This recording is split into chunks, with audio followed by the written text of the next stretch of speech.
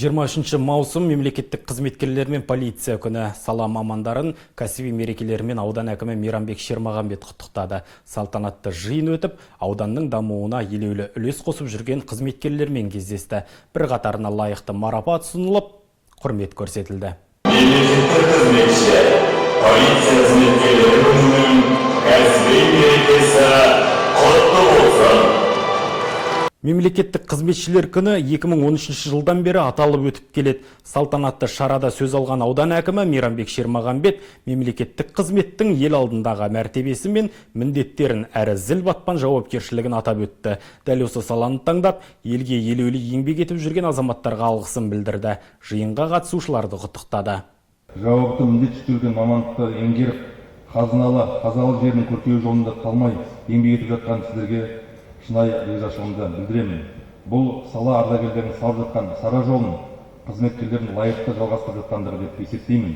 Алдағы уақытта да мемлекет басшысы қойған міндеттерді жүзеге асыру жолында бар білімдеріңіз бен тәжірибелеріңізді жұмсайды деген сенімдемін. Басты міндет елге қызмет деген мазмұнын терең, жауапты сөзді еске сала отырып, мемлекеттік қызметші, полиция қызметкері деген абыройлы атақтарға үнемі лайықты болуларыңызға тілектеспін. Халықтың әл-ауқатын жақсарту, елдің тыныштығын сақтау жолында жүріп жатқан игілікті істеріңізбен көпшіліктің алғысына бөлене беріңіздер. Бүгінгі кәсіби мерекелеріңізде өкілдеріңізге мықты денсаулық, отбасыларыңызға амандық, еңбектеріңізге жеміс тілейміз. Еліміз аман, жұртымыз тыныш болсын, мерекелеріңіз құтты болсын.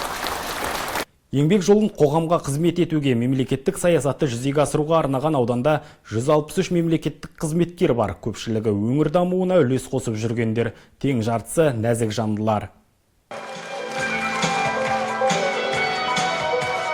Бұл күні 10-ға жуық үздік ауыл әкіміне қызмет салалық кәсіподағының мемлекеттік қызметтің дамуына қосқан үлесі үшін төсбелгісі табысталды. Бір қатар азамат облыс әкімі мен Қазақстан Республикасы мемлекеттік істер агенттігі облыстық департаментінің және аудан әкімінің құрмет грамотасына ие болды. Еліміздегі осы жасалып жатқан ауданның болсын, облыстың болсын, республиканың болсын дамуына үлес қосып жатқан осы мемлекеттік қызметшілерді құттықтау болып жатыр. Біз қуаныштымыз. Өзі әр жылдың өзінің нәтижелері бар, жемісі бар.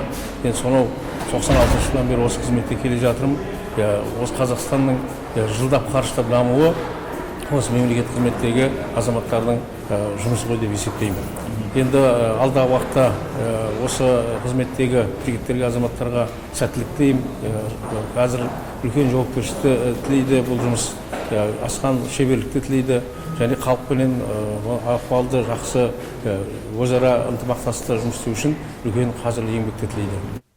Сондай-ақ Қазақстан полициясы күні қарсаңында тәртіп сақшылары да құрмет төрінен көрінді. Ел тыныштығы мен қоғам қауіпсіздігін қамтамасыз ететін маман иелерінің үздіктеріне Қазалы ауданы әкімінің алғыс хаты ұсынылды. Қазіргі таңда мен 3 бала тәрбиелеп отырмын. Менің жолдасым да әскери қызметші, ол кісі де нысанды киімдегі әскери қызметкер. Осы аудандық полиция бөлімінде 8 жылдан астам қызмет атқарып келе жатырмын. Отбасы тұрмыстық зорлық-зомбылық саласы соңғы кезде кеңінен қолға алынып келе жатыр. Полиция бөліміменен осы отбасы жанжалы туындаған жағдайда осы отбасылық жанжал бойынша шақыртуға барып, құқық бұзушыны әкімшілік хаттама рәсімдеп, профилактикалық есепке алып, осы отбасы жанжалын болдырмау мақсатында біздер қызмет атқарамыз. Мемлекеттік қызметкерлер мақтау мен марапаттың аржағында ар алдындағы қызмет пен ел сенімі сынды ауыр жүк қатар тұрғанын жақсы біледі. Салтанатты жиын соңы концерттік бағдарламамен ұласты. Рахат Рахымжанов, Ақжол Нұрғали, Серікті арнасы.